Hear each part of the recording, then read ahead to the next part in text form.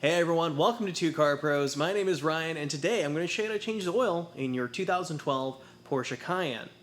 Now the car we have is the 4.8 liter V8, non-twin turbo. So this is just the normally aspirated V8. It's not the hybrid or the V6 or the twin turbo, just the 4.8 liter naturally aspirated.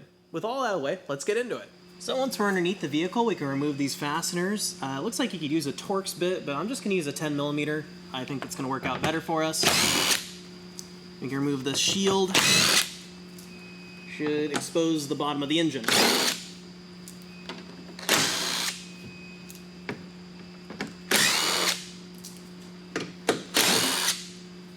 So kind of sneaky, way up here on the left side, up here, and there's one over here, way up there, there's two more fasteners. See, now it wants to come off.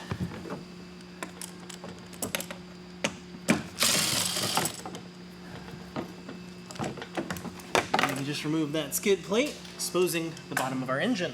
So in order to prevent a mess on removing our drain plug, I'm going to go ahead and remove the transmission skid plate or cover, whatever you want to call it. Again, this is 10 millimeter fasteners.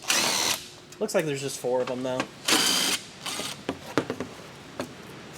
Oh. Okay.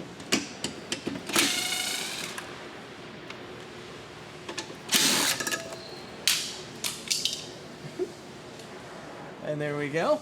All right, so I've got an 8 millimeter Allen on the end of my ratchet. We can go ahead and remove our oil pan drain bolt.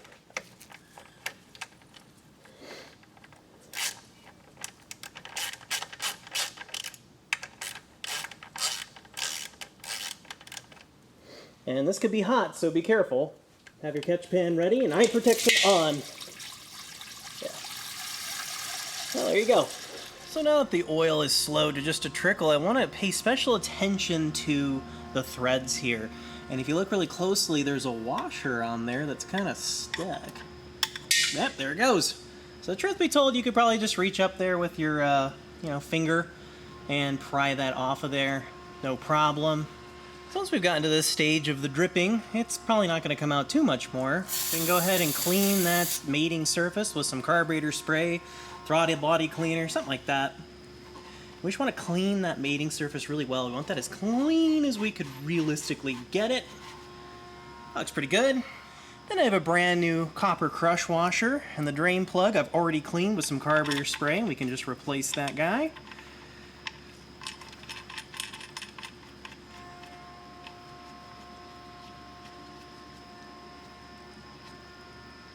Yeah, that looks pretty good.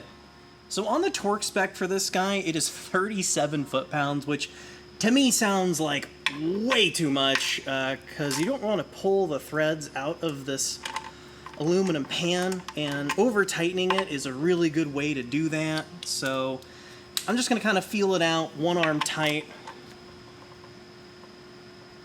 like that, and I think that'll be perfectly sufficient. And then we can't forget to clean up any excess oil. We don't want, false drippies to make us think that it's leaking when it isn't. There we go. Yeah, nice and clean. That's the way. So I want to give you a point of reference on where we are. This is the front of the engine. Here's our oil pan. Here's our sway bar. And right here, this plastic housing is where our oil filter lives. So we can go ahead and remove that with a 36 millimeter socket or a wrench, whatever you have available. I even think a large adjustable wrench will work just fine.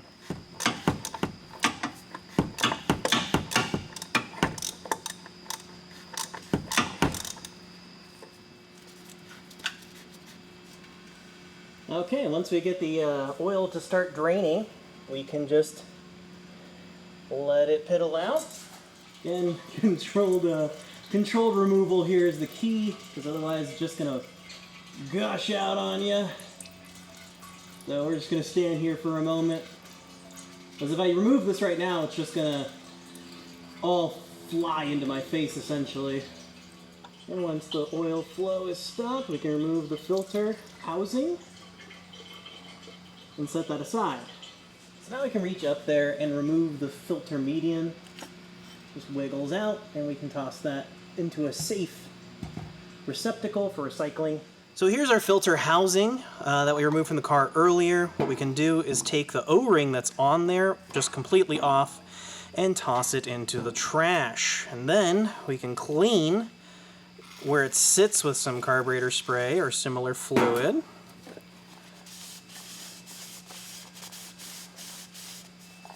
There we go, nice and clean, dig that. And then here's our oil filter. This is your oil filter for this car. MON is actually the OEM they use in the Porsche dealership, so there you go. And what we can do is remove the element and set that aside. But we want our O-ring. The O-ring's a big deal here. And we can just fit that over where the old O-ring was until it sits in this groove. You see that groove just there? It needs to sit in it just like that. Excellent.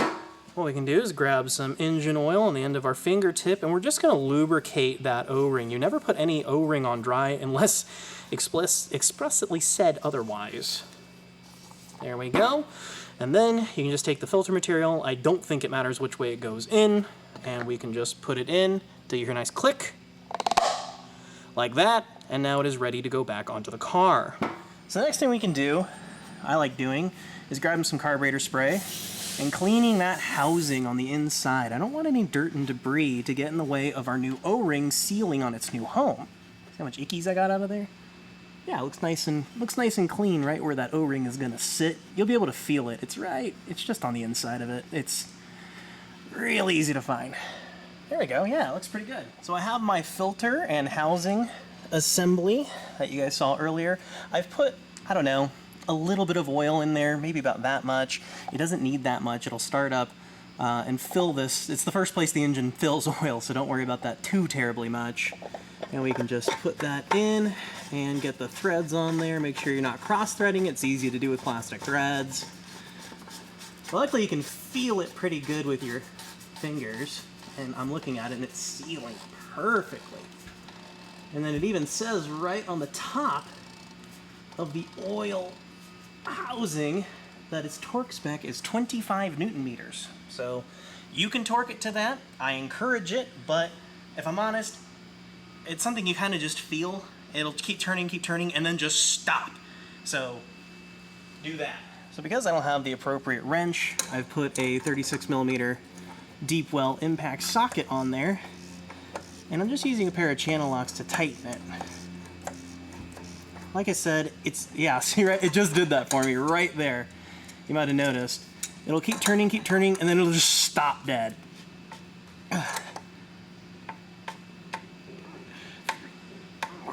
Like that. And you really don't want it any tighter than that. So there you go. Little hack for you, but I'll leave a link down below in the description to the appropriate wrench for that, so you can do it the right way. So next thing we can do is remove our oil cap and set that aside, and then just place our funnel like that.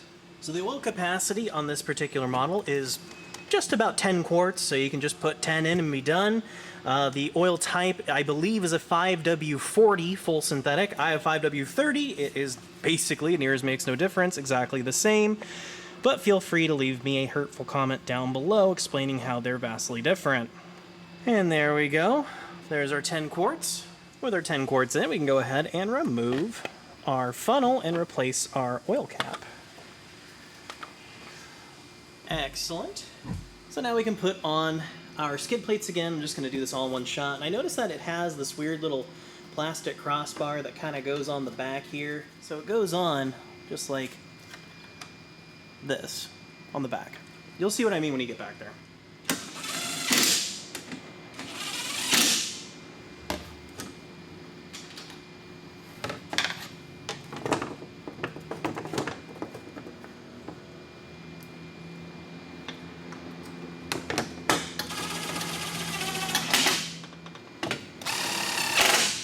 So with the rear shield on, we can worry about installing our front one here.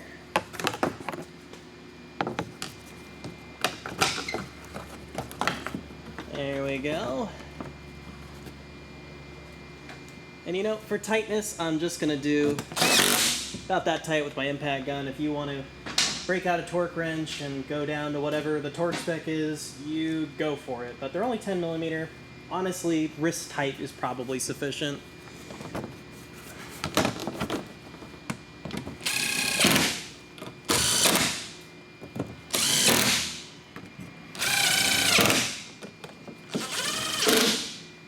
Now I'm using a long, probably foot-long extension to get the ones by the sway bar way up here. There we go. So way up here on both sides, there's ones that I call them the sway bar ones. There we go. And now our front shields are successfully reinstalled. Alrighty, so I have my fancy scanner plugged into the OBD2 port underneath the dash. It can be a little tricky to find, so look under there very thoroughly. And then I have the key set at the ignition position, so just before you turn the vehicle on. And I'm going to click Service, Oil Reset. I'm going to have it decode the VIN for me, so it gets everything just right. There's our VIN. That is correct. Go to Hot Functions, Oil Reset. We're going to go ahead and reset the maintenance interval. Oil Service, selected. So we're just going to select all of these, so that way we know that it's been serviced. We're going to hit Execute and let the scanner do its magic. Succeeded in resetting the maintenance interval. Press Escape to continue. Exit. Exit. Escape. Escape. Because I want out of the computer completely. So now the scanner is independent of the car. Now we can check if it's worked. So here's where our scanner was plugged in. Just unplug that. And I had my key in the ignition position. I'm going to turn it off, remove the key. And then I'm just going to go